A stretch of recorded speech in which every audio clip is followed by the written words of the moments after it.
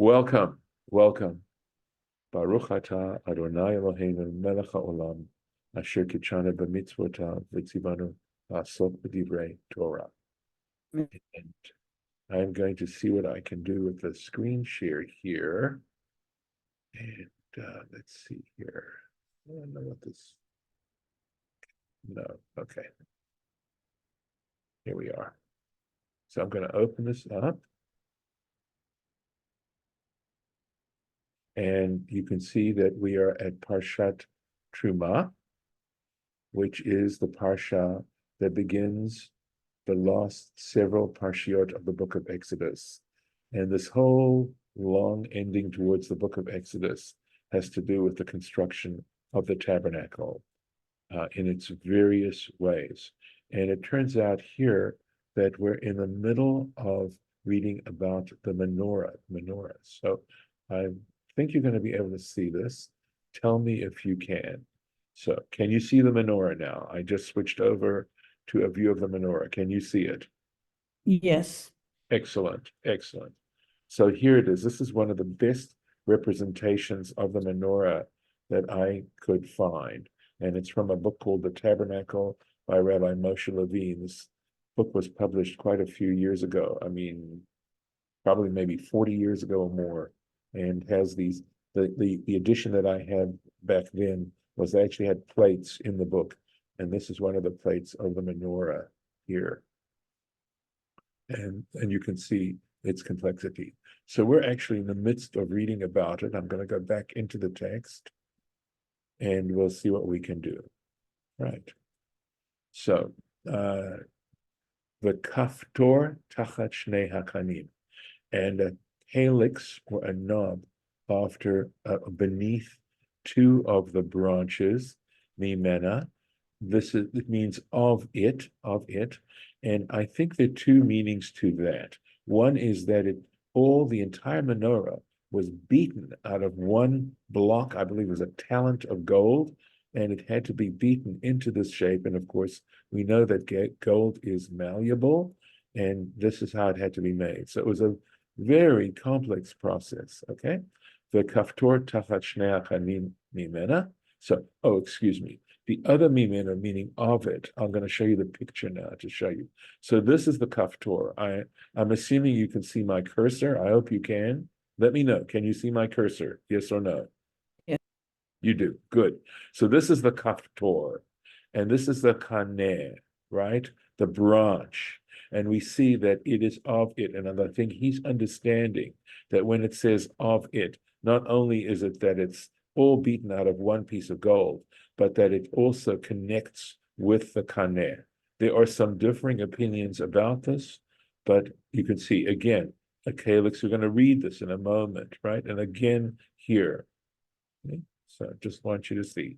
I may be able to do some enlargements in a little bit, but let me hang in there. This is mainly what we're reading right now in terms of the instructions. So that's what we're reading about now. This Parsha Truma has to do with the instructions regarding the construction of the tabernacle, right? So again, tachat shnei hakanim, the two branches. We saw the two branches. The kaftor tachat shnei hakanim mimena. Again, a calyx or a knob under the two branches of it.